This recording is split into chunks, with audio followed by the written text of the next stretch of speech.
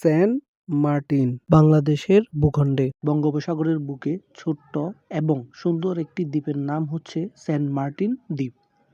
এটি হচ্ছে বাংলাদেশের একমাত্র প্রবাল দ্বীপ। যারা সমুদ্রকে ভালোবাসেন এবং নিজের চোখে সমুদ্রের নীল জলরাশির অপার সৌন্দর্য দেখতে চান, তাদের জন্য এই সেন্ট মার্টিন দ্বীপ হচ্ছে পারফেক্ট জায়গা। আপনার মনে হবে বিস্তীর্ণ জলরাশির মধ্যে ফুলের মতো ফুটন্ত একটি গোলাপ হচ্ছে এই সেন্ট মার্টিন দ্বীপ, যেখানে নীল আকাশ সাগরের নীল জলরাশির মধ্যে মিশে গেছে। এখানে খুঁজে পাবেন স্নিগ্ধ প্রশান্তির এক মায়াবী আদর। প্রকৃতি যে সবটাকে আপনার হাতে তুলে দিয়েছে উপভোগ করার জন্য। চলুন সবাই মিলে একসাথে উপভোগ করি সেন্ট মার্টিন দ্বীপের অপার সৌন্দর্য। আমাদের যাত্রা শুরু হয় ফেনী মহিপাল থেকে। এখান থেকে আমরা স্টারলাইন করে চলে যাব কক্সবাজারের উদ্দেশ্যে। আমরা 11:45-এর জন্য টিকিট কাটি। এত লেটে টিকিট কাটার কারণটি হলো যাতে টেকনাফ যেতে যেতে সকাল হয়ে যায়, না হলে রাত কাটানোর জন্য সমস্যায় পড়ব।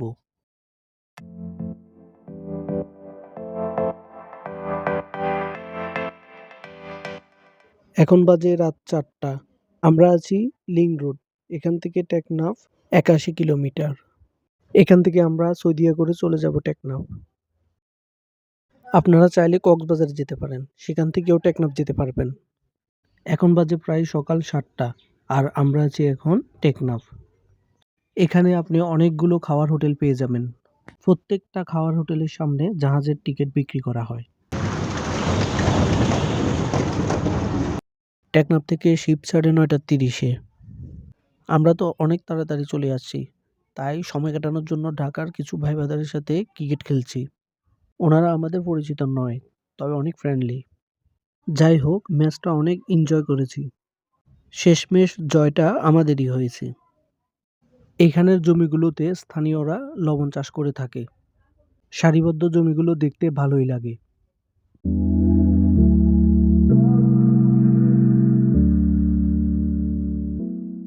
যাই হোক, আমাদের টিকিট কাটা শেষ। এখন আমরা জাহাজে উঠব। এখানের সবচেয়ে বড় জাহাজ হলো 12 আউলিয়া, তার চেয়ে একটু ছোট হলো অপরাজিতা। যদি গতির কথা বলি তাহলে সবার আগে সেন্ট মার্টিন পৌঁছায় গ্রিন লাইন, তারপর অপরাজিতা, তারপর 12 আউলিয়া।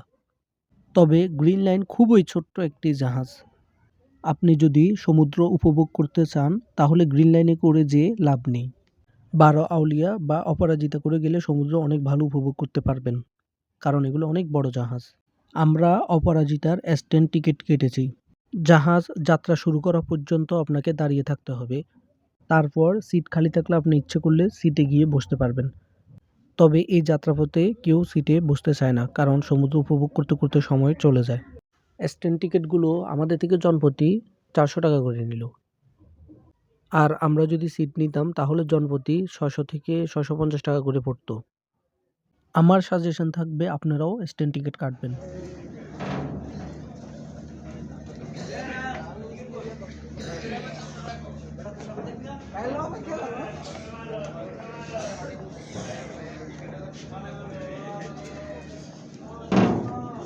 জাহাজ যাত্রা শুরু করা পর্যন্ত আমাদেরকে এখানে দাঁড়িয়ে থাকতে হবে। তারপর ইচ্ছে করলে আমরা ভিতরে চলে যেতে পারবো। চলুন আপনাদেরকে নিয়ে সেন্ট মার্টিনের যাত্রা শুরু করা যাক।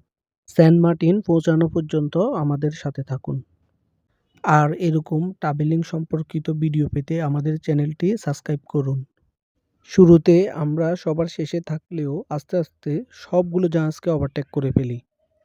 শুধুমাত্র গ্রিন লাইনকে ওভারটেক করা সম্ভব হয়নি। জাহাজগুলো নাফ নদী হয়ে বঙ্গোপসাগর দিয়ে সেন্ট মার্টিন পৌঁছায়। নাফ নদী দিয়ে যাওয়ার সময় গাংচিলগুলোকে দেখা যায়। সত্যি গাংচিলগুলো দেখতে খুব অসাধারণ লাগে।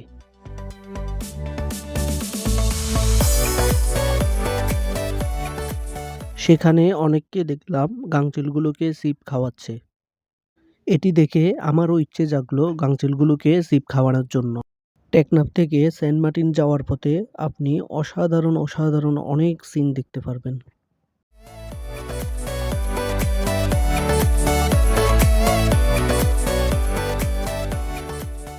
নাফ নদী দিয়ে যাওয়ার সময় মিয়ানমারের সীমানাটি দেখা যায়।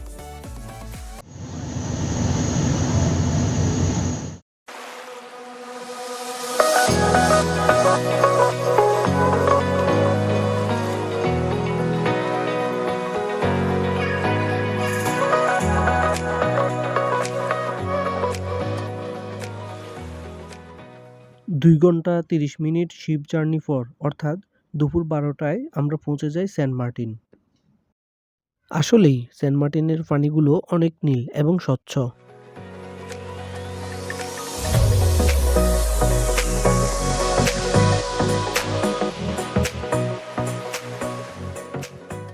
চলুন সেন্ট মার্টিনে পা রাখা যাক। আপনাদেরকে একটা কথা বলে রাখি, সেন্ট মার্টিনের শিপগুলো অক্টোবর-নভেম্বর থেকে মার্চ-এপ্রিল পর্যন্ত চলাচল করে থাকে। অর্থাৎ এই সময়টাকেই বলা হয় সেন্ট মার্টিনের সিজন। এছাড়া আপনি যদি অন্য সময়ে যান তাহলে কাঠের নৌকা অথবা স্পিড বোটে করে যেতে হবে, যেটি অত্যন্ত বিপজ্জনক।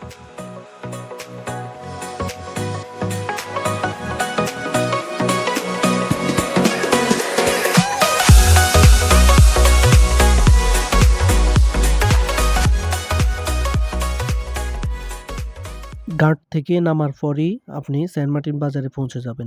রিসোর্ট পর্যন্ত যাওয়ার জন্য এখানে অনেক টমটম এবং ভ্যান গাড়ি পাওয়া যায়, তবে তারা তুলনামূলক অনেক বেশি ভাড়া নিয়ে থাকে। অবশ্যই দামাদামি করে উঠবেন। রিসোর্টের খোঁজে আমরা চলে যাই পশ্চিম বিচে, কারণ সেন্ট মার্টিনের পূর্ব বিচে কোনো ঢেউ থাকে না। এছাড়াও পূর্ব বিচে তেমন পর্যটকও থাকে না, ম্যাক্সিমাম পর্যটক থাকে পশ্চিম বিচে।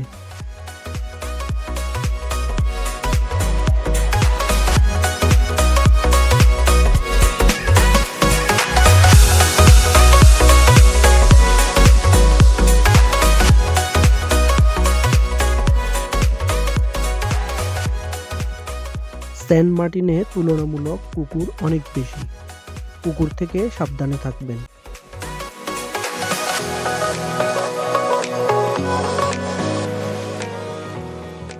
গতকাল রাত 11:45 থেকে আজ দুপুর 12টা পর্যন্ত একটানা প্রায় 12 ঘন্টা জার্নি করায় আমরা সবাই টায়ার্ড।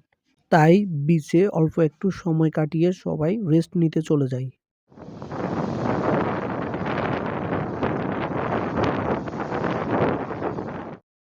ঘুম থেকে উঠতে উঠতে মাগরিবের পর হয়ে যায়। আমরা বাজারের দিকে চলে যাই নাস্তা করার জন্য। সেন্ট মার্টিন বাজারে খাওয়ার হোটেলের অভাব নেই। প্রত্যেকটা হোটেলের সামনে মাছের কাবাব করার জন্য তারা ব্যবস্থা রেখেছেন। কত এটা? এটা 1200 টাকা আপনার জন্য। এক পিস ফ্রাই করে দেবো। সেন্ট মার্টিনে খাওয়ার জিনিসের অনেক দাম। আমরা যা বুঝলাম এক একটা হোটেলে মাছের দাম এক এক রকম। মাছের কাবাব কিংবা মাছের ফ্রাই খাওয়ার আগে দামাদামি করে নেবেন।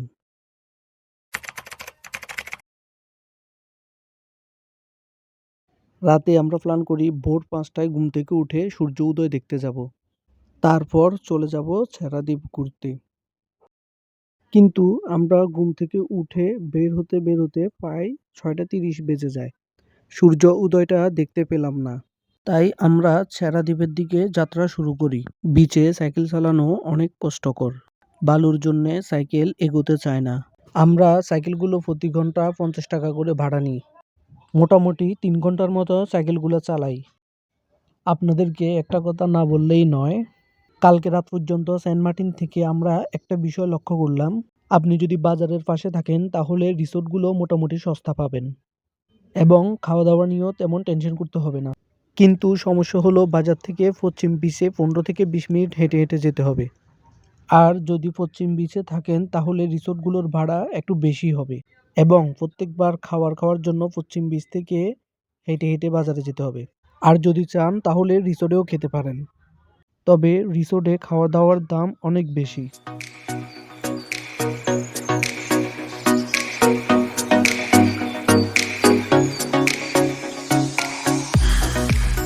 সেন্ট মার্টিনের আরেকটি বড় সমস্যা হলো এখানে অনেক লোডশেডিং হয় এবং নেটওয়ার্ক থাকে না। সন্ধ্যার পর কারেন্ট থাকে না বললেই চলে। প্রায় রিসোর্টের পার্সোনাল জেনারেটর রয়েছে।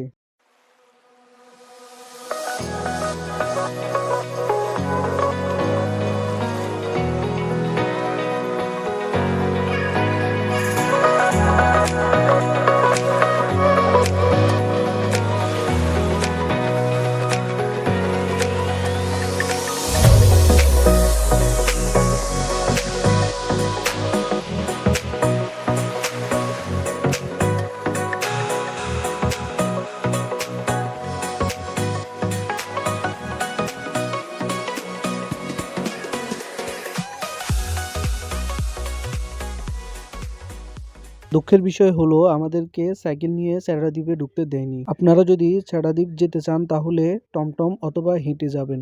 সেন্ট মার্টিন থেকে দুপুর ৩টায় টেকনাফের উদ্দেশ্যে শিপগুলো যাত্রা শুরু করে। আসার সময় যে টিকিটগুলো কেটেছিলেন সেগুলো দেখিয়ে আবার শিপে উঠতে হয়।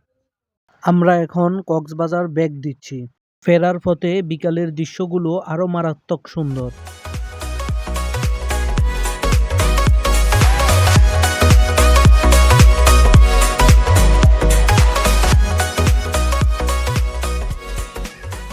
বিকাল ৫টার দিকে আমরা টেকনাফ পৌঁছাই। এখন আমাদের প্ল্যান হচ্ছে কক্সবাজার গিয়ে হোটেল বুক দেওয়া, কারণ আমরা কক্সবাজার একদিন থাকবো।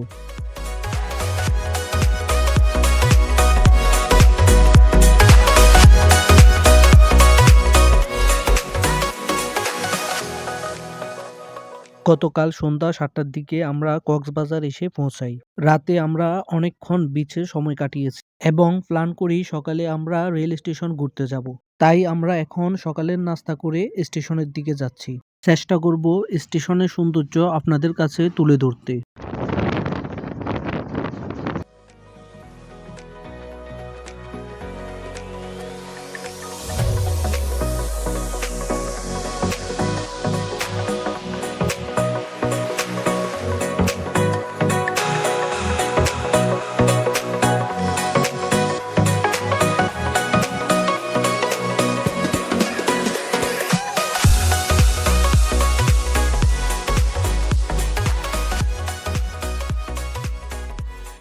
স্টেশন ঘোরা শেষ।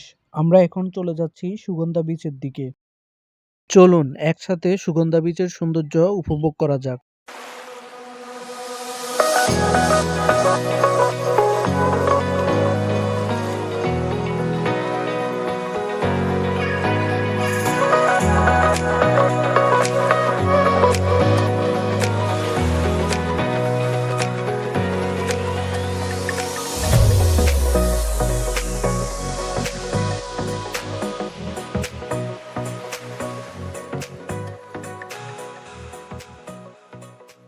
বিচে একটি শামুকের দোকানে গিয়ে স্মৃতি হিসেবে নিজের নামটি লিখিয়ে নিলাম। সন্ধ্যার পর বার্মিজ মার্কেটে গিয়ে কিছু আচার এবং শুটকি কিনলাম। তারপর রাতের খাবার খেয়ে গাড়িতে উঠে পড়লাম। আজকের ভিডিও এই পর্যন্ত। যেতে যেতে সূর্যাস্তটা উপভোগ করুন। আল্লাহ হাফেজ।